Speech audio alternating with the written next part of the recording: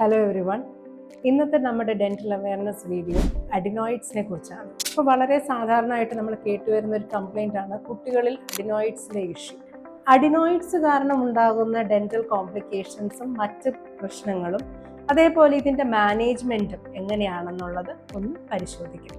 അഡിനോയിഡ്സിൻ്റെ issue സാധാരണ കുട്ടികളിൽ കാണുന്നത് 3 വയസ്സ് മുതൽ 7 വയസ്സ് വരെയാണ്. അത് കഴിഞ്ഞിട്ട് ഈ അഡിനോയിഡ്സ് ഷ്രിങ്ക് ചെയ്ത് പോകുന്നതായിട്ടാണ് കാണുന്നത്.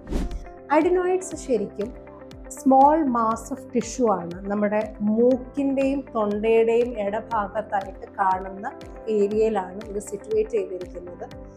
ഈ ടിഷ്യൂസ് നമ്മുടെ ശരീരത്തിൽ ഇമ്മ്യൂണിറ്റിക്ക് വേണ്ടിയിട്ട് കുട്ടികളിൽ ആക്റ്റീവായിട്ടാണ് ഈ ടൈമിലെല്ലാം കാണുന്നത്. ഇപ്പോൾ എന്തെങ്കിലും ഒരു അണുബാധയോ എന്തെങ്കിലും മൂക്കിലൂടെ നമുക്ക് കയറുകയാണെങ്കിൽ ആ സമയത്ത് ഇവ ആക്റ്റീവായതിനു ശേഷം അതിനെ ചെറുത്ത് നിർത്താനുള്ള ഇമ്മ്യൂൺ പവർ കുട്ടിക്ക് നൽകുകയാണ് സാധാരണ ചെയ്യുന്നത്. എന്നാൽ ചില കണ്ടീഷൻസിൽ അഡിനോയിഡ്സ് വളരെ എൻലാർജ്ഡ് ആയിട്ട് കാണാറുണ്ട്.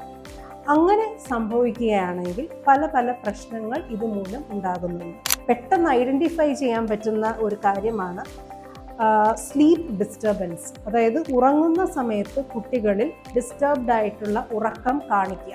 അഡിനോയിഡ്സ് ഉള്ള ഒരു കുട്ടിയാണെങ്കിൽ നല്ല സ്നോറിങ് കാണുന്നുണ്ട്. അതായത് ഒരു ചെറിയ കുട്ടി, ഒരു 3-7 വയസ്സുള്ള ഒരു കുട്ടി സ്നോർ ചെയ്യുന്നത് പോലെ ആയിരിക്കില്ല അഡിനോയിഡ്സ് ഉള്ളൊരു കുട്ടി സ്നോർ ചെയ്യുന്നത്. രണ്ടാമത് കണ്ടുവരുന്നത് ഒബ്സ്ട്രക്റ്റീവ് സ്ലീപ്പ് ആപ്നിയ എന്ന് പറയും. അതായത് ഉറങ്ങിക്കൊണ്ടിരിക്കുന്ന കുട്ടി കുറച്ചു നേരം ഒരു ട്രാൻസിയൻ്റ് ആയിട്ട് കുറച്ചു നേരത്തേക്ക് ശ്വാസം പിടിച്ചു വെച്ച് ഭയങ്കര ശക്തമായി വീണ്ടും ശ്വാസം എടുക്കുന്ന ഒരവസ്ഥ. ഇതെല്ലാം കമ്പൈൻ ചെയ്യുമ്പോൾ ഈ കുട്ടി നെക്സ്റ്റ് ഡേ ഭയങ്കര ലെത്താർജിക് ആയിട്ട്, ഭയങ്കര ടയേർഡായിട്ട്, ഭയങ്കര ഇറിറ്റബിൾ ആയിട്ട്, ഇമോഷണൽ ഇൻസ്റ്റെബിലിറ്റി ഒക്കെ ഉള്ള ഒരു കണ്ടീഷൻ കാണിക്കുന്നതായിട്ട് കണ്ടുവരുന്നുണ്ട്. ഇത്തരം കുട്ടികളിൽ നേസൽ ടോൺ ആയിരിക്കും അവരുടെ സംസാരത്തിൽ, അതായത് മൂക്കുകൊണ്ട് സംസാരിക്കുന്ന പോലത്തെ ഒരു ഇഫക്റ്റ് ആയിരിക്കും ഈ കുട്ടികളിലുള്ളത്. അത് മാത്രമല്ല അവരിൽ സ്പീച്ചിന് ഡിലേ വരുന്നതായിട്ടും കാണുന്നുണ്ട്. ഈ അഡിനോയിഡ്സിന്റെ ഇഷ്യൂ ഉള്ള പേഷ്യൻസിന് നാവിൻ്റെ പൊസിഷൻ കുറച്ചും കൂടെ താഴ്ത്തിയായിരിക്കും കാണുന്നത്.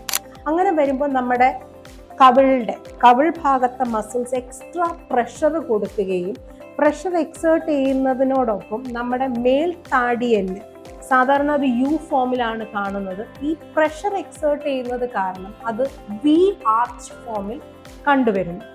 ആ വി ആർച്ച് ഫോമിൽ എത്തുന്നത് കൊണ്ട് തന്നെ ഒരുപാട് മാലൊക്ലൂഷൻ, അതായത് ഒരുപാട് ഡെന്റൽ റിലേറ്റഡ് പ്രോബ്ലംസും ഇങ്ങനെയുള്ള വ്യക്തികളിൽ ഈ കൺസ്ട്രിക്റ്റഡ് ആർച്ച് കാരണം കണ്ടുവരുന്നു. ഞാൻ നേരത്തെ ഈ പറഞ്ഞ പോലെ നമ്മുടെ നാവിൻ്റെ പൊസിഷൻ താഴെ ആയത് കാരണം എപ്പോഴും ഈ കുട്ടി സ്വോളോ ചെയ്യുമ്പോൾ ഇങ്ങനത്തെ ഒരു സ്വോളോയിങ് ടെൻഡൻസിയാണ് കാണിക്കുന്നത്. അതായത് ടങ് ട്രസ്റ്റിംഗ് ഹാബിറ്റ് എന്ന് പറയുന്നത്, അതായത് നാവ് നമ്മുടെ മേൾപ്പല്ലിൻ്റെയും താഴ്പല്ലിൻ്റെയും ഫ്രണ്ടിലത്തെ 2 പല്ലിൻ്റെ ഇടയിൽ പ്രസ് ചെയ്തായിരിക്കും ഈ കുട്ടി സ്വോളോ ചെയ്യുന്നത്. അപ്പോൾ ഇങ്ങനെ ചെയ്യുമ്പോൾ ഈ കുട്ടിക്ക് പല്ല് പൊന്തുന്ന ഒരു കണ്ടീഷനും കണ്ടുവരുന്നുണ്ട്.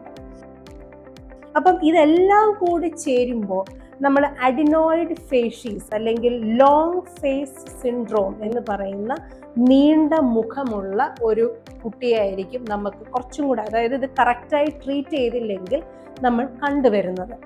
അതുകൊണ്ട് തന്നെ ഇതിൻ്റെ മാനേജ്മെൻറ്റ് വളരെ ഇമ്പോർട്ടൻ്റ് ആയ ഒരു കാര്യമാണ്.